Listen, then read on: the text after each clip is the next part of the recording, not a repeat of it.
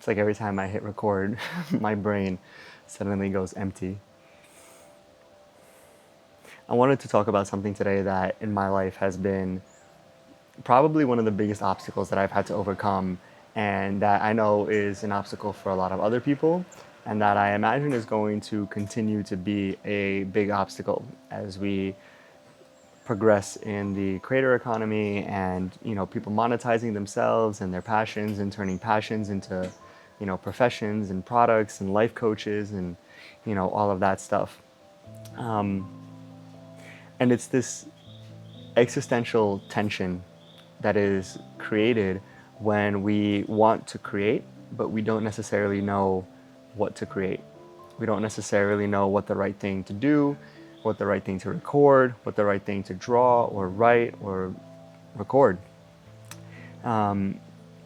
And it creates this like existential tension, right? Where the act of creation is blocked by an inability to create, which then further blocks the ability to create. And then you're stuck in this kind of recursive rut that becomes very, very difficult to escape from. And one of the biggest obstacles that I think that I've had is this question of what is creating from an authentic place, and especially what is creating from an authentic place when you are scared of what is authentic. And so what do I mean by scared of what is authentic is the age of these flashy cars and models and fit bodies and all of this stuff on Instagram and social media is slowly dying. People are not really concerned with aesthetics anymore. People, laugh at the people shilling courses in front of their Lamborghinis. And what's taking its place is this craving for deeper intimacy, this craving for more authenticity. And some people are able to just do it really well, really naturally. Other people struggle with it because authenticity requires courage. And the reason that authenticity requires courage is because ultimately there are going to be parts of yourself that you do not want to show to others or to people, or especially to social media and go viral, and all of a sudden it's not friends and family that see it, but it's everybody, right? Not to mention your digital footprint. And so the question of creating from a point of authenticity comes into play when we start to wonder, what does it mean to even be authentic in a world where when you possess a certain level of meta awareness of who you are and why you are the way you are, and you can kind of begin to see the strings that are attached to you, you start to question what authenticity truly is, right? And a lot of this is rooted in the realization that you actually have a lot of power when it comes to actively creating not only yourself and your identity, but creating your life, right? And so the act of creation then becomes something that is so sacred, right? But it becomes so sacred that we are scared to even approach it in the first place because we don't want to do it the wrong way, right?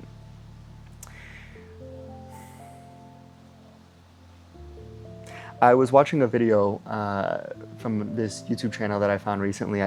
Mark Walters, Mark Water. I'll link it in the bio and I'll put it somewhere here. But he talks about the difference between personal branding and personal presence, right? And the importance between separating your brand and what it means for you to be personally present in your creation, whether it's content or a business or entrepreneurship or whatever it may be, right? And the reason that I love this concept of personal presence so much is because that's really what people are looking for, right? Even with me in recording this video right now, I don't necessarily have a script. I, full disclosure, sat for about 10 minutes with my head just down, dreading even pressing record on this camera. But I knew that I've been in a creative rut for a long time. And my creative rut is rooted in many, many things. It's probably better for another video on a longer term, but I promised myself that no matter what, today I was going to hit record and just post whatever it is that is going to come up for me. And there's this quote that I love. It's about life. It's about love, but you can kind of apply it to anything. And it's that love is kind of like a fart. If you have to force it, it's probably shit. And you can apply that to creativity, right? Creativity is like a fart. If you have to force it, it's probably shit. And even right now, right? Like I'm recognizing that I've been looking at the little screen on my Osmo, and I should be looking at the camera, at you. So you at least feel a little bit more personal with me. But the reason that I bring this up is because I've been spending so long trying to figure out what is the right thing for me to create. And I've been trying to force it so much that it creates this kind of creative constipation, we'll call it, right? And I'm trying to figure out what is the value I want to provide, and what is the message I'm trying to get across, and what do I want people to know about me, and you know, how can I make money from it, and all of this stuff. And now as I'm sitting here, I'm recognizing just how good it feels to have taken that first step. Just how good it feels to have even press record and practice speaking on camera. And, you know, I'm sure I'll watch this back when I'm doing edits, or, you know, when I'm looking for improvements and stuff like that, and notice 10,000 things I could have done better. But creation and creativity is a process of iteration. And the more you practice your creativity and just putting things out there, the more you will iterate, and the easier it becomes, and the easier the process itself of creativity becomes. And so, you know, in my head now I'm thinking like, okay, what's the point of this video, and what's the point, you know, what's the value I'm trying to give to people? Because I didn't script it, right? I just decided to turn on the camera and speak. But I'm speaking from a place of intuitive awareness about what's real for me. And that's why my ability to speak right now is so unfettered, or comes so easily, is because it's coming from a place of deep intuition and a place of deep truth, right? My truth, the reality of my situation, the reality of where I find myself in my life right now. And I think that's the ultimate sign of creation, is that I've recorded lots of videos, and I've tried to create a lot of things that felt like I was forcing it, and it was shit, right? It was not what I wanted it necessarily to be, and that's okay, right? Because you have to stop looking at the things that you create as a what's the word, like a temperature gauge, or basically some way to measure your inherent value as a creator. And when I say creator, and this just goes for all of my content, all of my videos, I don't mean creator in the sense of like you're making Instagram videos or TikTok videos. I mean a creator in the essence of what it means to be a human being that is in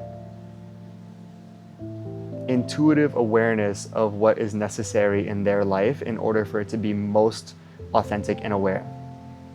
Most authentic and most aware? Not the right word. Most authentic for what they truly desire, right? And so what I mean by that is, you know, you've heard, I'm sure, that life is a creative act. Catching myself looking at the screen instead of the camera again. You've heard that life is a creative act, right? And the reason that that line is so important is because the reality is that life is always being created by you, right? And you have this opportunity to create from default or to create from destiny, right? And so what is kind of like the difference between the two is the default is your subconscious programming. It's what your friends, your family, your exes, your school bullies, your job, you know, all the people that you've allowed to have a say in your definition of who you are, who you should be. And then the other is destiny, right? Which is kind of that intuitive and intentional act of deciding what kind of person do I want to be, why do I want to be this person, why do I not want to be a certain person, and figuring out what are the actions that are in alignment and what are out of alignment with that individual that you want to be.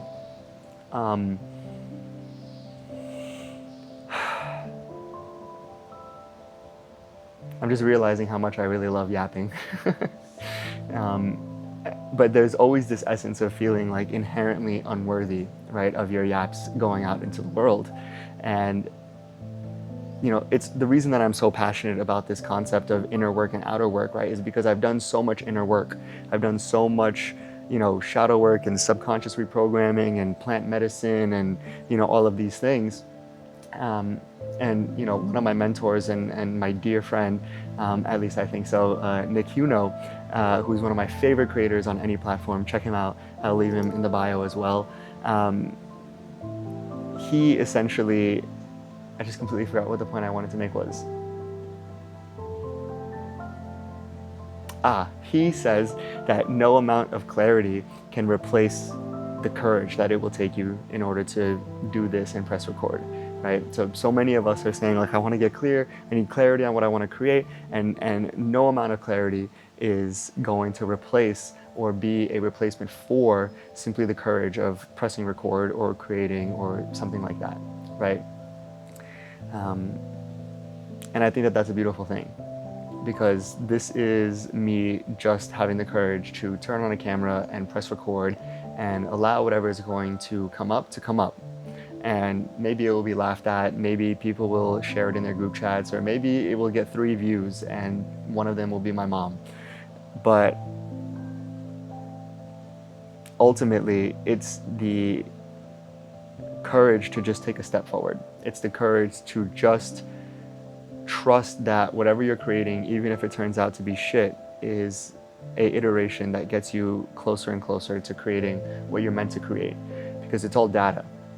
If you create something and it doesn't feel good, then it's just data that is not for you.